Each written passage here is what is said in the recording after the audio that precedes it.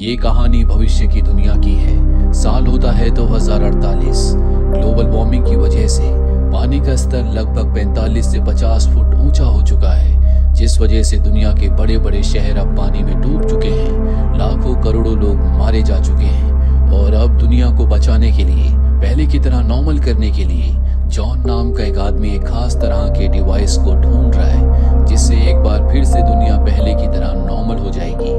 दरअसल ज्यूइश लोगों की एक पौराणिक कहानी है द एक्सोडस, जिस कहानी में ऐसी जगहों का वर्णन दिया गया है। अगर उस जगहों पर उन डिवाइसेस को एक्टिवेट कर दिया जाए तो अर्थ पर जितना भी एक्स्ट्रा पानी है वो सब का सब पानी अर्थ से निकल जाएगा।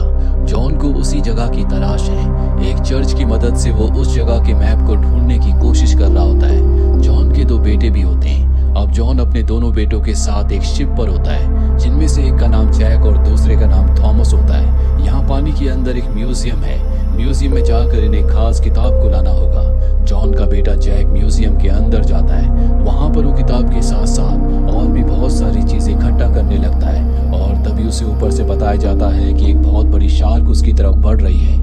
अब किसी भी तरह से जैक को वहाँ से निकलना होगा, लेकिन शार्क उसके बहुत पास पहुँच जाती है और तभी जॉन ऊपर से एक एंकर नीचे फेंक देता है। उस एंकर को पकड़कर वो शार्क के ऊपर हमला करके ऊपर आ जाता है। दरअसल जैक के भाई और उसके पिता ने उसे ऊपर खींचकर उसकी जान बचा ली होती है। जैक का भाई कहता है कि तुमने फालतू की चीजें इकट्ठा करने में बहुत टाइम वेस्ट किया, तुम्हारी जान जा सकती थी। लेकिन वो उस किताब को भी ले आया जिसके लिए वो नीचे म्यूजियम में गया था। और अब इस सब के सब शिप से रोम पहुंच जाते हैं। रोम शहर भी पूरी तरह से पानी में डूब चुका है। इसके बाद जॉन अपने दोनों बेटों को एक बार में छोड़कर पोप से मिलने के लिए जाता है। दरअसल पोप ने उन्हें ये मिशन दिया था कि उन्हें म्यूजियम के अंदर से इस खास किताब को लाना है। जॉन वो किताब पोप को दे देता है। वो पर उसके लोग उस किताब को पढ़ते हैं जिसमें सेप्टर ऑफ मोसेस का जिक्र होता है। ये मोसेस का वो हथियार है, वो वेपन है जिससे उन्होंने समंदर को 2 भागों में बांट दिया था। और अगर दुनिया को पानी से निजात दिलवानी है तो इन्हें मोसेस के सेप्टर को हासिल करना होगा। इसमें यह भी लिखा होता है कि इन्हें सेप्टर कहाँ पर मिलेगा। पोप कहते हैं कि जॉन, तुम्हें किसी भी कीमत पर सेप्टर को हासिल करके लाना होगा। जॉन उनकी बात मान जाता है और अपने दोनों बेटों के साथ उस जगह पहुंच जाता है। वो जैक के साथ पानी के अंदर डाइव लगाता है, जबकि उसका बेटा थॉमस इन्हें ऊपर से गाइड कर रहा होता है। जल्दी ये उस जगह पहुंच जाते हैं जहां पर इन्हें मोसेस का सेप्टर मिलेगा। वहां पर एक खास तरह का चेम्बर होता है जिसे खोलने के लिए सामने क्रॉस का निशान होता है। ऊपर से थॉमस बताता है कि जिस तरह से हम अपने शरीर पर क्रॉस का निशान बनाते हैं, ठीक उसी तरह से इसे 2 बार तुम्हें प्रेस करना होगा। जॉन ऐसा ही करता है, जिसके बाद वो चेम्बर खुल जाता है। अंदर पौराणिक काल का एक बॉक्स होता है। जॉन उस बॉक्स को उठाता है और जैसे वो बॉक्स को उठाता है वहां पर ब्लास्ट होना शुरू हो जाते हैं। थॉमस अपने भाई को और अपने पिता को गाइड करता है, जिस वजह से दोनों के दोनों एक दूसरे रास्ते से बाहर निकलने में कामयाब हो जाते हैं। ये शिप पर आने के बाद बॉक्स को खोलना चाहते हैं और जॉन कहता है कि ये हमें नहीं खोलना चाहिए, हमें इसे पोप के हवाले करना होगा। ये पूरा मिशन उन्हीं का है। जल्दी ये बॉक्स लेकर रोम पहुंच जाते हैं, जहां पर ये बॉक्स को पोप को सौंप देते हैं। पोप अपने लोगों के साथ बॉक्स को खोलते हैं, लेकिन उसके अंदर सेप्टर नहीं होता। इसका मतलब ये है कि पहले किसी ने सेप्टर को बॉक्स से निकाल लिया था।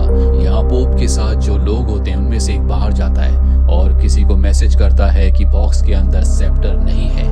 वहीं जॉन, जो पूरी तरह से डिसअपॉइंट है, वो अपने दोनों बेटों के साथ उसी बार में जाता है जहाँ पर पहले भी उसके दोनों बेटे आ चुके हैं। जब ये बार में बैठे होते हैं तभी वेट्रेस उनके पास आती है और कहती है कि मैं भी तुम्हारी टीम में शामिल होना चाहती हूँ। मुझे शिप का मैकेनिकल काम अच्छी तरह से आता है, मैं बहुत वक्त से क्रू में शामिल होना चाहती हूँ। वहीं दूसरी तरफ हमें एक आर्कियोलॉजिस्ट को दिखाया जाता है जिसका नाम जियोना होता है। जियोना किसी भी कीमत पर पानी के स्तर को नीचे करना चाहती है। इसके लिए वो अलग अलग तरह के एक्सपेरिमेंट्स कर रही होती है।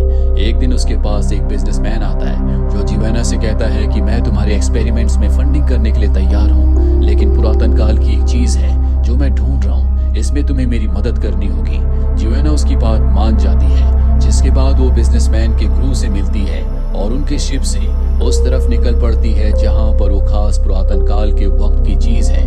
वहीं पोप को दिखाया जाता है जो जॉन और उसके बेटों को कहता है कि तुम्हें खास चीज को लाना होगा जो यहाँ से काफी दूर पानी के नीचे है। दरअसल पोप ने भी इन्हें उसी चीज के पीछे भेजा होता है जिस चीज को लेने के लिए जोएना गई है। और अब ये तीनों के तीनों अपने शिप से उस जगह पहुंच जाते हैं और ये देखते हैं कि पहले से वहां पर एक शिप है।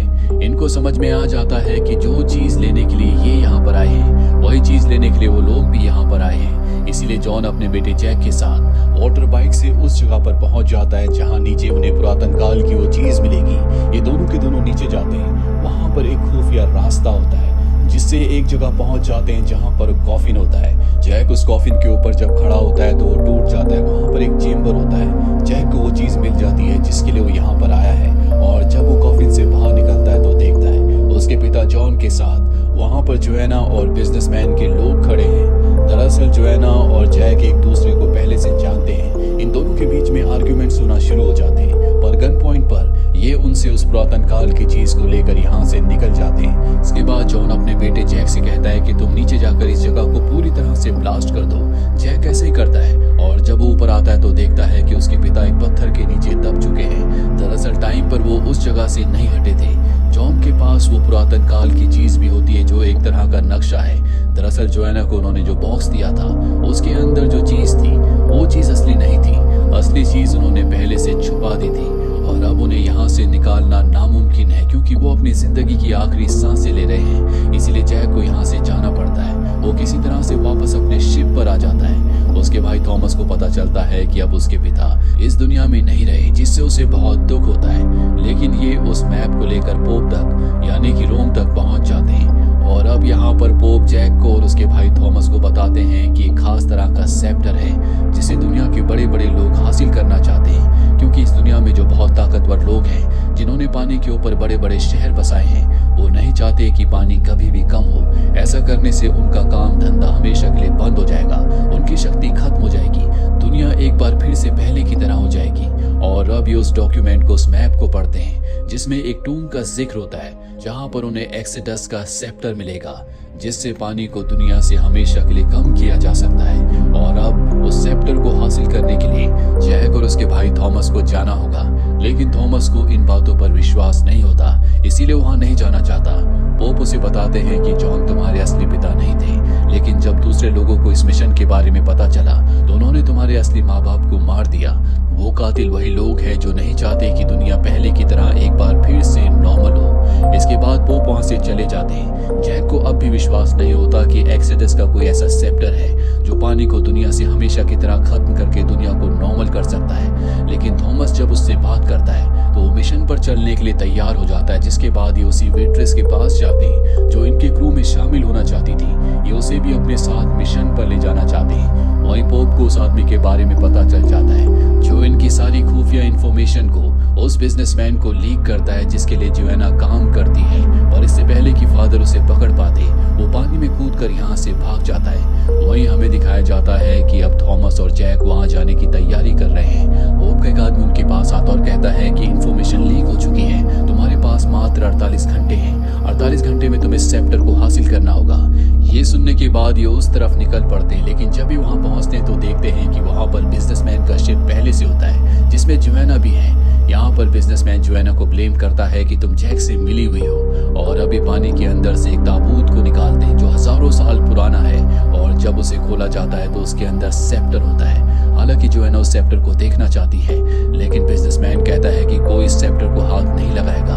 यहाँ पर जोएना को समझ में आ जाता है कि बिजनेसमैन के इरादे गलत हैं। वो कभी दुनिया को पहले जैसा नहीं करना चाहता, बल्कि सबसे ताकतवर होकर वो दुनिया पर राज करना चाहता है। जोएना उसे सेप्टर हासिल करने की कोशिश करती है, लेकिन वो जोएना को उसी ताबूत के अंदर बंद करके पानी में फेंक देते हैं। पानी के नीचे जैक होता है। वो देखता है कि ऊपर से एक ताबूत नीचे आया है और जब वो उसे खोलता है तो उसके अंदर से जोएना निकलती है। अब ये दोनों के दोनों उसी शिप में पहुंच जाते हैं जिसमें बिजनेसमैन है, जहां पर एक्सेडस का सेप्टर है। जोएना और जैक मिलकर बिजनेसमैन के लोगों के ऊपर हमला कर देते हैं। बिजनेसमैन अपने सिक्योरिटी गार्ड को गलती से मार देता है और अब वो सेप्टर को लेकर भागने वाला होता है कि तभी थॉमस और वेट्रेस जो कि दूसरे शिप पर होते हैं वो अपने शिप से इनके शिप पर टक्कर मारते हैं, जिससे शिप के अंदर पानी भरना शुरू हो जाता है। यहाँ पर जैक को और जोएना को मौका मिल जाता है। वो बिजनेसमैन से उस सेप्टर को हासिल कर लेते हैं और उसे केबिन के अंदर बंद कर देते हैं। अब इनके पास सेप्टर है, साथ ही शिप डूब रहा है।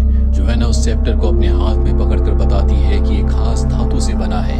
और तभी उस सेप्टर का जो क्रिस्टल होता है उससे एक रोशनी निकलती है जो पूरी दुनिया के ग्लोब को वहां पर दर्शाती है, जिसमें कुछ खास पॉइंट्स होते हैं जो कि कॉस्मिक एनर्जी एक्सचेंज के पॉइंट्स होते हैं। और इन्हीं की वजह से काफी सारी टेक्टोनिक एक्टिविटीज हुई थी। वहां पर एक ऐसा पॉइंट भी है जहां पर इस सेप्टर की मदद से हम एक खास तरह की ड्रेन होल को खोल सकते हैं, जिससे अर्थ का जितना भी एक्स्ट्रा पानी है वो सब का सब उसके अंदर चला जाएगा और दुनिया पहले की तरह नॉर्मल हो जाएगी। अब बाहर से पोप का वही आदमी जो कि बिजनेसमैन के साथ मिला हुआ था इनकी सारी बातों को सुन लेता है, इसीलिए वो इन चारों का पीछा करता है। ये चारों के चारों जमीन के अंदर गुफाओं में पहुंच जाते हैं जहां पर इन्हें खास तरह का की होल दिखता है जो कि सेप्टर की तरह दिख रहा होता है। ये सेप्टर को उस की होल के अंदर डालकर घुमाते हैं जिससे दरवाजा खुल जाता है और अब ये चारों उसके अंदर जाते हैं जहां पर दीवारों पे अजीब अजीब से साइंस होते हैं, साथ ही एक बहुत ही गहरा गड्ढा होता है। तभी अचानक से दरवाजा बंद हो जाता है। इन्हें समझ में नहीं आता कि ये दरवाजे को कैसे खोलेंगे। अभी वहां पर सिंबल्स को समझने की कोशिश करते हैं जो कि बहुत ही कॉम्प्लिकेटेड होते हैं। थॉमस को वहां पर एक और की होल दिखता है जिसके अंदर वो उसी सेप्टर को डालकर घुमाते हैं जिससे दरवाजा खुल जाता है। अब वो चीज नीचे जा रही होती है इसीलिए सबके सब बाहर आ जाते हैं और तभी जैक देखता है कि पोप का वो आदमी जो उनका पीछा कर रहा था वो उस चेंबर के अंदर जा रहा है। जैक भी अंदर जाता है। उसने सेप्टर को निकाल लिया होता है। दरअसल उस सेप्टर को चुरा कर अपने साथ ले जाना चाहता है और जैक उसके ऊपर हमला कर देता है। दरअसल चाबी घुमाने के बाद ये जगह जो कि पूरी तरह से एक गैस चेंबर है वो ब्लास्ट होने वाली है जिससे समंदर में गहरी गहरी दरारें पड़ जाएंगी और पूरा का पूरा पानी जमीन के अंदर जाना शुरू हो जाएगा। लेकिन अब वो आदमी जो कि पोप के लिए पहले काम किया करता था उस सेप्टर को नीचे गहराइयों में फेंकना चाहता है। वो ऐसा करता भी है लेकिन जैक सेप्टर को अपनी जान पर खेलकर पकड़ लेता है। पर अब वो उस कुएं से उस गहरी खाई से लटक चुका है। पोप का आदमी उसे नीचे फेंकने की कोशिश करता है लेकिन जैक बड़ी चालाकी से उसे नीचे फेंक देता है जिससे उसकी मृत्यु हो जाती है। और अब जैक एक बार फिर से सेप्टर को उसी जगह लगाकर घुमाता है और तभी गैस चेंबर पूरी तरह से ब्लास्ट हो जाता है। बाहर सबको लगता है कि जैक मारा गया लेकिन जैक अब भी जिंदा होता है। उसे बाहर निकलने का दूसरा रास्ता मिल गया था और अब क्योंकि बहुत बड़ा ब्लास्ट हुआ था इसीलिए समंदर की बहुत जगहों पर गहरे गहरे क्रैक्स पड़ जाते हैं जिस वजह से सारा पानी नीचे जाने लगता है। समंदर का लेवल अब पहले से बहुत नीचे जा चुका है। जहां पहले 15 मीटर पानी ऊपर आ गया था अब मात्र 5 मीटर बचा है, यानी कि पूरी दुनिया से 10 मीटर पानी जमीन की सतह में पूरी तरह से समा चुका है। वहीं हमें दिखाया जाता है कि थॉमस जोएना और बेट्रिस जैक के लिए परेशान होते, उन्हें लगता है कि वो मारा गया, पर तभी वो उनके सामने आ जाता है। सेप्टर अब भी उसी के पास है। दरअसल सेप्टर को बचाकर वो अपने साथ ले आया होता है। कुछ दिनों के बाद ये चारों के चारों डिनर कर रहे होते हैं और अब ये अपने अगले पॉइंट पर जाना चाहते हैं जहां पर एक और गैस चेंबर है जिसे एक्टिवेट करने के बाद ये दुनिया को पहले की तरह पूरी तरह से नॉर्मल कर देंगे। और इसी के साथ ही फिल्म की कहानी यहीं पर खत्म हो जाती है। उम्मीद करते हैं कि ये कहानी आपको पसंद आई होगी।